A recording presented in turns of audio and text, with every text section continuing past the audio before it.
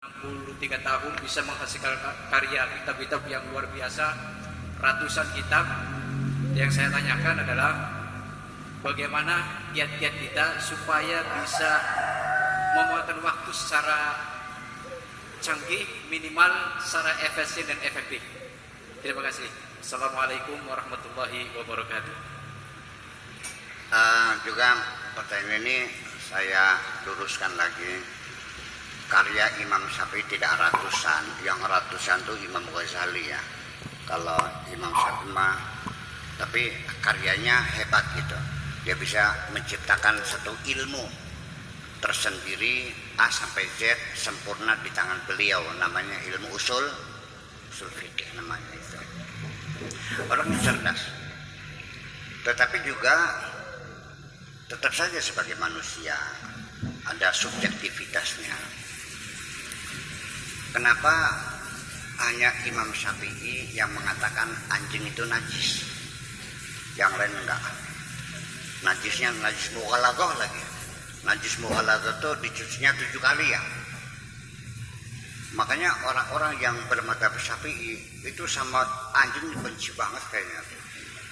Dibantai Pak. Sok anak kiri macam selawat begini. Kenapa? Ya. Jangan-jangan dulu Imam Syafi'i benci banget sama anjing, mungkin waktu kecil pernah digigit anjing barangkali. Bergurau ini bergurau aja ini. Punten Imam Syafi'i punten. Barangkali kan gitu. Sebab di Arab sana banyak orang-orang melihara anjing kok. Di Mekah aja banyak anjing. Ya kan? Kita juga dulu waktu di Indonesia pernah dikasih anjing sama tetangga. Tapi karena saya mazhabnya Syafi'i ya kan nggak berani pegang. Saya juga konsisten lah mazhabnya. Gelem busuk mazhab Syafi'i. Yang lebih kiranya mazhabnya nggak jelas. Mazhab Syafi'i sih. Makanya saya nggak mau pegang anjing. Jadi saya taruh di pojok dan diikat sampai anjing itu pincang, gempor. Yang ngasih itu marah. Kamu gimana kasih anjing kau nggak dimaksud diurusin? Dibawa jalan-jalan yang nggak mau. Ada dia bilang ya lah sebutan mana yang beli butuh beli apa, saya nggak butuh nggak apa mancing itu. Jadi yang ya itu pertanyaan itu adalah tadi maksudnya bagaimana memanfaatkan gitu ya. Apa tadi coba dia memanfaatkan waktu supaya lebih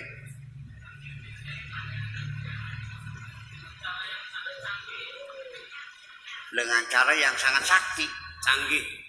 Oh canggih ya. Ya waktu mah bukan saya dulu mencari lagi. Waktu itu tidak bisa dibuktikan keberadaannya di mana. Sebab waktu itu yang buat kita. Ya, 1 detik, satu menit berapa detik? Nah, kenapa tidak buat 100 saja? Kan bisa. 1 jam berapa menit? Kan bisa 100 menit. 1 minggu berapa hari? Kan bisa dibuat 30 hari. Dan ketika Anda punya anak, punya istri 2, yang satu istrinya tinggalnya di bulan, yang satu tinggalnya di bumi, dua-duanya melahirkan pada saat yang sama.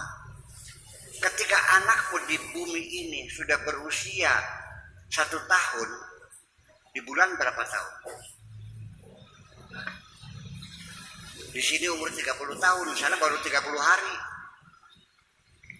Paham nggak? Kenapa? Ketika Anda bertempat di planet yang berbeda, maka waktu Anda berbeda. Paham nggak? Jadi waktu itu apa? Tergantung. Kalau kita hanya melihatnya matahari, maka 1 tahun itu 360 hari. 1 bulannya 30 atau 31. Kalau kita hanya melihatnya bulan, maka 1 bulan itu 29 atau 30. Maka dalam setahun bedanya 11. Paham?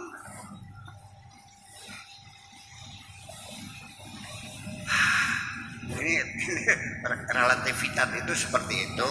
Jadi memang begini. Tetapi walau bagaimanapun benda-benda planet ini berjalan secara konstanta. artinya berjalan secara permanen dan tidak pernah mengalami kelambatan sedikit pun dengan kecepatan yang sama.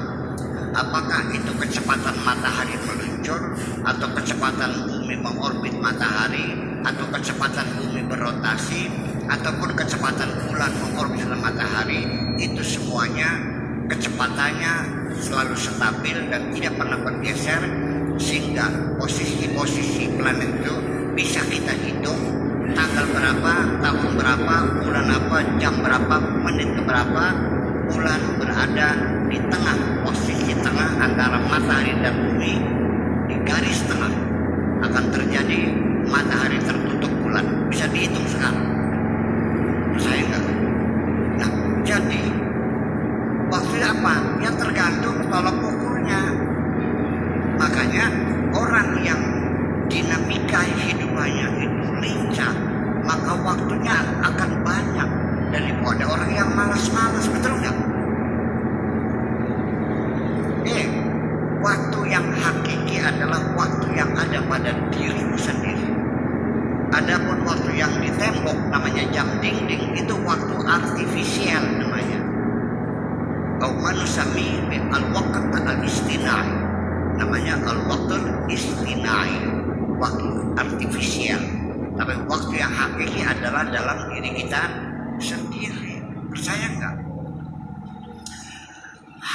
Oke. Ada nggak ibu-ibu melihat orang umurnya sudah 50 tahun tapi kelihatannya kayak baru 30 tahun? Ada sering nggak? Sering nggak? Ada nggak orang yang umurnya baru 25 tapi kelihatannya kayak umur 50 tahun? Ada nggak? Ya, jadi nanti proses waktu ini sampai dalam pergantian sel tubuh kita sendiri, itu juga kesempurnaan pergantian sel itu juga sama. Karena kita bermain waktu juga.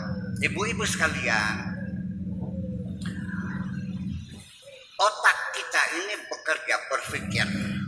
Mungkin kerusakan sel di otak saya, mungkin di tempat ini paling banyak saya, karena saya lebih banyak beraktivitas ya Pak Tata ya.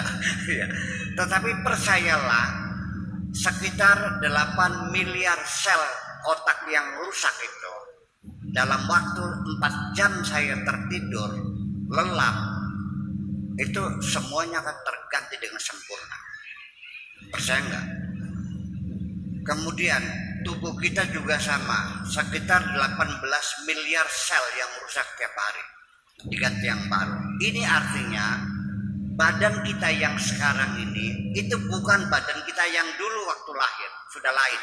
Yang dulu udah habis, sudah rusak, selnya udah diganti sel baru semua. Paham nggak? Jadi rehab dalam tubuh itu sudah berulang-ulang setiap malam. Itu sudah, saya udah 71 tahun terus rehab, ya sudah nggak ada. Buya Sakur yang dulu udah nggak ada, saya udah lain lagi. Dulu tahun 96, 98 saya sering kesini dulu itu sudah lain. Itu saya dulu, saya sekarang lain, udah lain. Percaya nggak? Nah, makanya bagaimana supaya lebih efektif memanfaatkan waktu, ini bukan waktunya yang direkayasa, tapi psikologis kita yang kita rekayasa, kita bangun. Artinya dengan semangat yang tinggi, dengan optimisme, dengan harapan yang besar, dengan self confidence, percaya diri dan sebagainya. Dan sejauh mana kita mampu mengendalikan emosi kita, itu akan lebih efektif. Sebab bagaimanapun nanti kecerdasan kita, kesuksesan kita itu sangat banyak dipengaruhi oleh kemampuan kita mengendalikan emosi kita. Oke. Ini psikologi adalah ilmu dan eksperimentalis, bukan hayalan ya. Nih gini Ibu sekalian,